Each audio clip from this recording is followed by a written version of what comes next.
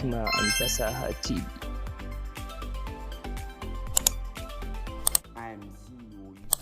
zai taimaka mana tunda kaga dai abin da ya labai yace zuwa ƙarshen makon ne yake buƙatar a ka ƙarshen komai. Ka faɗi gaskiya,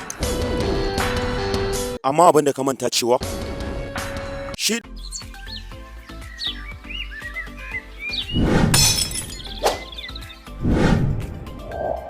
Hikima&fasahatv